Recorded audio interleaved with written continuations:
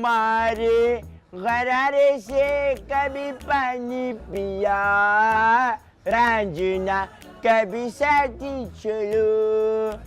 हो गया? अबे ओ, तुझे समझ नहीं आती? कितनी बार कहा यहाँ मत आया कर। नौशी, आपसे एक बात करनी थी यार। कैसी बात?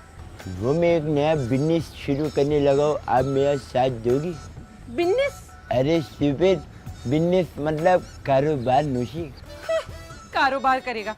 कभी तेरे अब्बा ने भी कारोबार किया है? पकोड़े क्या हिसाब दिए? अबे तेरी शक्ल ही नहीं है पकोड़े खरीदने वाली, चल निकल के आए साथ दिए। अच्छा एक बात बता, ये पकोड़े असली बनाए? नहीं, रबड़ के। एक कस्टमर के मुंह में डालूंगा, वो चबा के वापस दे देगा, मैं धो के वापस इधर लगा दूंगा, ठीक है?